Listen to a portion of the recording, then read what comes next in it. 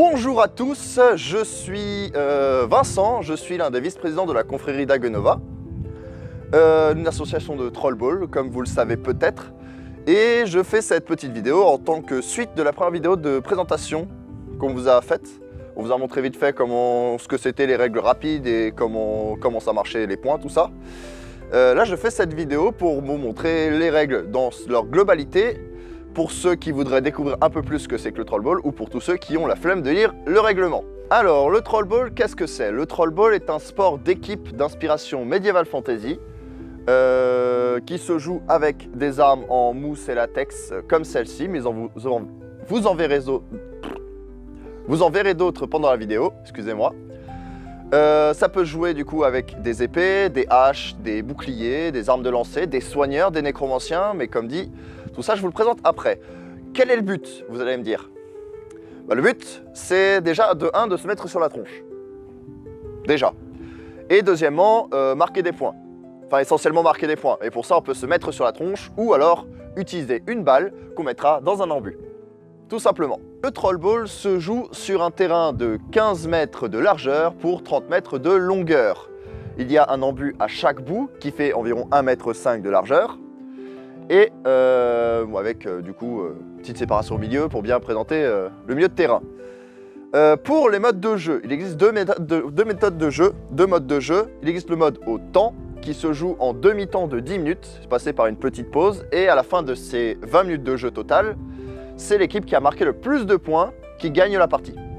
Et le deuxième mode de jeu, c'est le mode au point, où à ce moment-là, c'est la première équipe à 10 points qui gagne. Alors, pour marquer un point, comment ça se passe? Premièrement, il vous faut une balle. Avec cette balle, il y a possibilité de marquer dans un embut. C'est non représentatif, mais voici un embut. Pour un embut, pour marquer du coup avec la balle, on peut la poser dans la zone d'embut ou la lâcher verticalement, la jeter verticalement dans la zone d'embut. Ce qui veut dire que si je cours dans la zone et que je la lâche comme ça, vers l'arrière, ça ne compte pas. Je récupère ma balle. Si je cours dans ma zone et que du coup je veux marquer mon point, il faut vraiment que je la jette verticalement, donc le long de la jambe. Encore la voile. Ensuite, deuxième possibilité, si j'ai ma balle et que je suis assez proche du seau, ou alors que par un lancer miraculeux du milieu de terrain, elle atterrit dans le seau, je marque 2 points pour mon équipe. Et dernière possibilité, si j'élimine toute l'équipe adverse, s'il n'y a plus personne dans l'équipe adverse qui est encore debout, que tout le monde est out, c'est point pour l'équipe qui a mis l'autre équipe out. Petit cas particulier, si les 2 derniers joueurs en vie, du coup un de chaque équipe, se touchent mutuellement en même temps, c'est un point pour chaque équipe au temps et un point pour personne au point. Ensuite, autre cas particulier, si je cours, que je balance dans mon puits ou par terre, mais que je me fais toucher pendant que je suis en train de faire mon mouvement, donc admettons je suis en train de courir, je me fais toucher dans le dos pendant que je suis en train de lancer, le point compte. Tout mouvement amorcé est compté. Donc c'est pas je cours et 10 minutes après m'être fait toucher, je lance la balle. C'est vraiment au moment où le mouvement est amorcé, si je me fais toucher à ce moment-là, le point est compté. Les équipes, comme je l'ai dit précédemment, je sais plus, c'est 2 équipes de 5 sur le terrain, donc 10 personnes sur le terrain, avec possible remplaçant, et normalement un capitaine dans chaque équipe. Ensuite, les équipes utilisent une arme de maximum 1,10 m, l'équipement standard, en mousse. On vérifie bien à chaque fois qu'elle n'est pas dangereuse, qu'elle n'est pas abîmée, pommeau, lame, tout ça, ce qu'il n'y a pas la tige en fibre de verre qui ressort pour abîmer et faire du mal aux autres. Chaque personne sur le terrain est responsable de son propre matériel, on fait bien attention à ses armes. Quand quelqu'un pose son arme au sol sur le terrain pendant un match, seul le propriétaire de l'arme peut la récupérer. Et c'est à peu près tout, c'est une arme d'1,10 m en mousse, le style que vous voulez. Ça va être un style un peu orc, on va dire. Vous pouvez avoir ce que vous voulez après. Alors, les spécialités. On a vu l'arme de base qui est une arme d'1,10 m. Maintenant, on va voir la suite. L'ambidextre. L'ambidextre, c'est quelqu'un qui peut utiliser 2 armes, une dans chaque main, pour un maximum cumulé d'1,80 m. Donc ça peut être n'importe quoi, donc une arme d'1,10 m, une arme de 70, une arme d'1 mètre et une arme de 90, et 2 armes de 90. Vous voyez le délire. Le principe, c'est qu'il peut utiliser les 2 armes. Donc parer, attaquer, après ça, c'est à lui de voir. L'arme à 2 mains, c'est une arme qui fait maximum 1,60 m, 1,50 m pour certains règlements, mais nous, notre limite est 1,60 m. Cette arme est une arme qui se manie obligatoirement à 2 mains. Pour toucher, pour faire un coup, les 2 mains doivent être sur le manche. Si je lâche une des 2 mains, le coup n'est pas valide, l'adversaire n'est pas out. L'intérêt, c'est que j'ai une allonge plutôt importante. Le bouclier. Le bouclier, utilisable du coup en fonction de sa taille, avec une arme à une main de taille variable du coup. Par exemple, pour celui-ci qui fait 60 cm de diamètre, j'ai le droit à une arme d'1,10 m. L'intérêt, c'est que je peux parer les coups adverses venant vers moi, sur le côté, devant, en bas, sur les jambes, et pendant ce temps, attaquer. Ensuite, il existe différents types de boucliers. Sur un bouclier du coup plus grand, entre 61 et 70, il faudra une arme de 90 cm maximum. Sur un bouclier de 71 à 80, on utilisera une arme de 70 cm. Et sur un bouclier de 81 à 90, on utilisera une arme de 50 cm. Si vous utilisez encore plus grand, à ce moment-là, plus d'armes n'est autorisée. Les mesures des boucliers du coup sont utilisées sur des boucliers ronds. Sur un bouclier par exemple en écu, on mesurera la longueur, la largeur. Par exemple, on en a un qui fait 50 par 70, ça donne une mesure de 60. Le lanceur. Le lanceur est un joueur qui a le droit à une arme de 90 cm maximum. Celle-là fait 90, j'ai mesuré moi-même. Et une arme de lancer, par exemple, une petite grenade. Le lanceur, du coup, a la capacité de lancer sa grenade sur un adversaire. Imaginons qu'il y avait un adversaire ici, je l'ai touché. Si la grenade touche le sol avant de toucher qui que ce soit, le coup est nul, personne n'est mort. Si la grenade touche 1, 2, 3, voire plus d'adversaires avant de toucher le sol, tous ces adversaires sont KO. Il est possible du coup de dévier une grenade avec son arme, avec un bouclier ou tout simplement en l'esquivant. L'artilleur. Pour cette vidéo, nous avons un dé qui fait dimension plutôt correcte, mais l'artilleur a le droit à une arme qui peut faire jusqu'à 60 cm dans chaque direction. Donc 60 par 60 par 60, tout simplement. L'artilleur, comme le lanceur, peut utiliser son projectile et le lancer. Pour ça, il doit faire un tour sur lui-même et lancer son projectile. Contrairement au lanceur, s'il touche une arme, s'il touche qui que ce soit, il n'y a pas moyen de le parer. Tout coup, toute personne ou arme touchée par l'artilleur est éliminée automatiquement. Il faut absolument l'esquiver. Contrairement au lanceur, il peut ramasser son projectile. Je vais le préciser pour le lanceur, mais le lanceur ne peut pas ramasser son projectile, l'artilleur le peut. Cas particulier, s'il y a 2 artilleurs sur un terrain, donc un dans chaque équipe, ils peuvent, c'est avec accord de chacun des 2 parties, ramasser le projectile de l'autre. Ça permet un match un peu plus dynamique. Le soigneur. Le soigneur est un joueur qui a la capacité de relever un membre de son équipe. Un membre qui a été touché par un adversaire qui est du coup out. Il a le droit du coup de le soigner, de le relever. Mais un seul joueur. Pour ça, il a le droit d'équiper du coup d'une arme de 90 cm et sa deuxième main possède un sort. Donc il ne peut pas prendre prendre le ballon au risque de perdre son sort. Le soigneur, pour relever son allié, doit venir lui toucher l'épaule et lui dire une phrase de 5 syllabes minimum. Donc par exemple, relève-toi l'ami. Ça doit être dit de manière intelligible, forte et du coup que tout le monde puisse l'entendre. Le joueur qui était KO se relève et a 2 secondes du coup pour se mettre en garde et dire « je suis vivant ». Le joueur est vivant à partir du moment où il a dit « je suis vivant ». Il doit le dire également de manière intelligible et assez fort pour que tout le monde l'entende. Pas de coup en traître, on est fair play. C'est-à-dire que du coup, les autres joueurs n'ont pas le droit de toucher l'adversaire qui se relève tant qu'il n'a pas dit « je suis vivant ». Ça évite le spawn kill. Le nécromancien, du coup, comme le soigneur, est un membre de l'équipe qui peut ressusciter ses adversaires. Le nécromancien a le droit à une arme de 60 cm maximum. Celle-là est un peu plus grande, mais je n'avais pas la bonne pour la vidéo. Et a le droit, du coup, à un sort dans sa main, comme le soigneur. Du coup, il ne peut pas ramasser la balle, au risque de perdre son sort. Pour ça, il doit lâcher son autre arme. Et peut relever, du coup, ses adversaires, mais contrairement au soigneur, il peut en relever autant qu'il veut. C'est-à-dire qu'il peut faire pareil, venir mettre sa main, mais au lieu de dire une phrase de 5 syllabes, il doit dire une phrase de 10 syllabes, de manière forte, intelligible, que tout le monde l'entende. Par exemple, par ma magie, relève-toi et combat. Si vous comptez, normalement, ça fait 10. Il peut, du coup, comme je l'ai dit, manier une arme de 60 cm.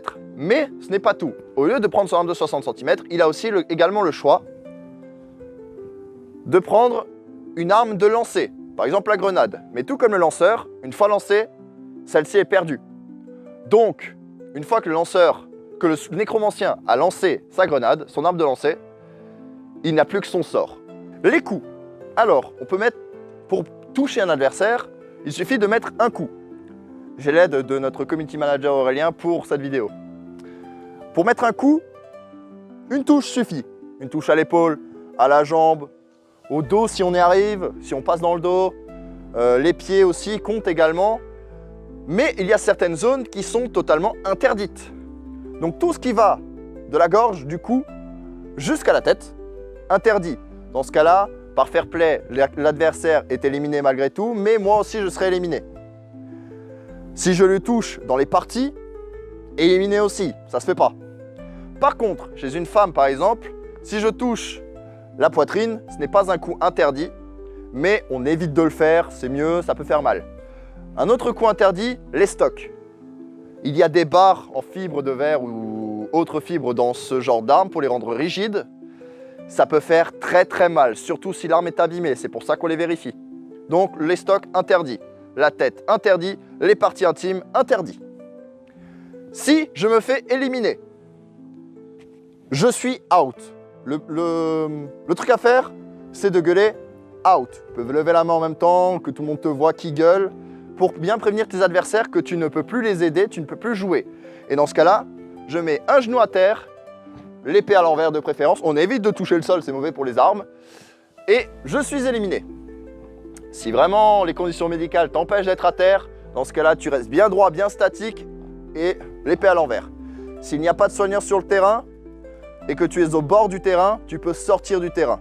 Par contre, s'il y a un soigneur, je te déconseille de le faire parce que sinon tu es éliminé, il ne pourra pas te relever. Autre coup qui peut être dangereux, une charge, interdit. Avec un bouclier également, interdit. On ne charge pas son adversaire. En fait, on ne le touche pas de quelque manière que ce soit, sauf avec son arme, pour l'éliminer. On ne le tacle pas non plus. On tacle personne. Si un joueur court à pleine vitesse avec sa balle, on ne s'interpose pas devant pour éviter qu'il mette le point. Ce qu'on fait à la place, on se met de côté, on met un coup. Si on est en face, en fait, c'est plus simple de faire comme ça, moins dangereux. Si l'adversaire, par contre, baisse la tête ou se baisse au moment où je veux le toucher l'épaule et que du coup je lui touche la tête accidentellement, à ce moment-là, le fair play dirait que le joueur qui s'est mis lui-même en danger se soit éliminé tout seul. Après, encore une fois, c'est une histoire de fair play. Coup également très dangereux et interdit, c'est des coups très forts. On n'est pas là pour se friter, on n'est pas là pour s'exploser la figure. On est là pour mettre des touches. Les coups peuvent être forts malgré tout et peuvent laisser des bleus parce qu'ils sont accidentels ou alors que dans l'élan, on bouge, on peut mettre des coups qui peuvent faire un peu mal, mais on essaie de se restreindre le plus possible. On est rapide, mais précis et pas fort. Les coups qui permettent les possibilités de se protéger sont du coup les armes. La main qui maintient l'arme est une main armée, elle ne peut pas être comptée pour éliminer. L'autre main compte.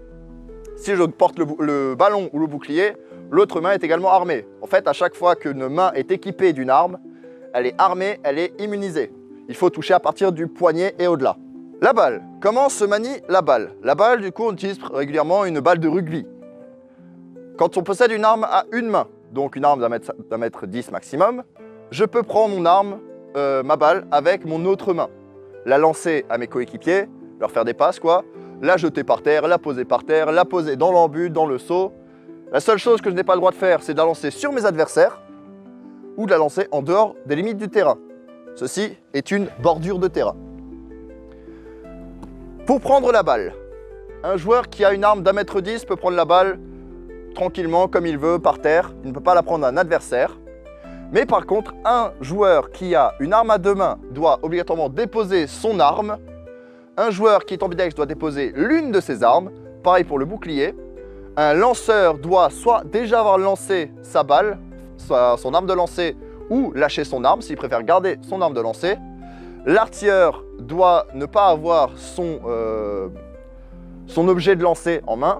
Et les soigneurs doivent soit déposer leurs armes, soit avoir déjà utilisé leur sort, au risque de perdre leur sort.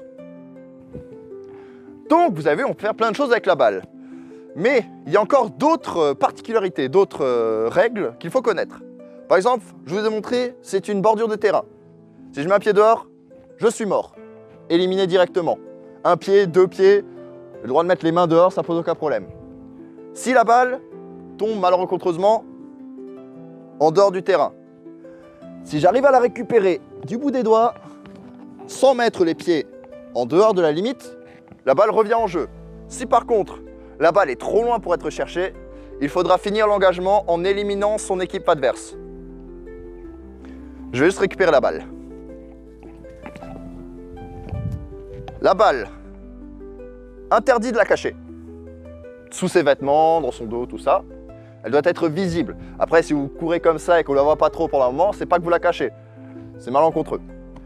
Elle peut également servir de bouclier. Si vous l'avez en main, personne ne peut vous éliminer en touchant la balle ou la main qui tient la balle. Et c'est à peu près tout ce qui est possible de faire avec une balle. Les sanctions. Il y a un arbitre sur le terrain. Cet arbitre, c'est le chef suprême sur le terrain. S'il dit quelque chose, c'est acté. On a le droit de discuter un petit peu, ça le capitaine a le droit de le faire par contre. L'arbitre, s'il voit quelque chose sur le terrain, il va mettre quelques petites sanctions. Sur une faute mineure, par exemple, oups, j'ai caché le ballon dans mon dos, voilà, je voulais commencer, j'ai mis le ballon dans mon dos, ou alors j'ai lancé la balle vers un adversaire en fait pour le déstabiliser. C'est une faute mineure. À ce moment-là, on fait juste un petit rappel à l'ordre. Ensuite, il y a les fautes moyennes, on va appeler. Les fautes moyennes, soit la faute moyenne, soit la répétition de fautes mineures. Quelqu'un qui s'amuse tout le temps à balancer le ballon sur l'adversaire ou alors tout l'avoir dans son dos, c'est pas cool, on lui met un petit carton jaune, on va dire. Donc on le prévient que la prochaine fois, c'est dehors. Donc une faute moyenne, c'est par exemple, je fais exprès de balancer la balle hors du terrain assez souvent, je mets des coups interdits, accidentels mais répétés, ce genre de choses. Ensuite, la faute grave. Je mets des coups d'estoc, j'en ai rien à faire. Je mets des coups dans la tronche à répétition, ou alors je fais plein d'erreurs moyennes, ou alors je fais que des petites erreurs, que des petites fautes tout le long du match. Je suis vraiment un casse-pied. Dans ce cas-là, on va dire, tu sors du terrain pour un engagement ou deux, va te calmer un peu, arrête, c'est chiant. Et si vraiment tu es quelqu'un de vraiment affreux sur le terrain, que tu blesses les autres, que tu fais exprès, que tu t'en fous complètement de ce qu'on te dit, à ce moment-là, on peut t'interdire complètement de jouer le match, voire même de ne plus jouer de tout l'événement auquel tu participes, que ce soit dans un entraînement, une initiation, un tournoi, tout simplement. Bienvenue à toi, noble voyageur. Si tu as aimé cette quête, n'hésite pas à t'abonner et à découvrir d'autres récits en cliquant ici. Que la fortune te sourie et à bientôt à la confrérie d'Agnova.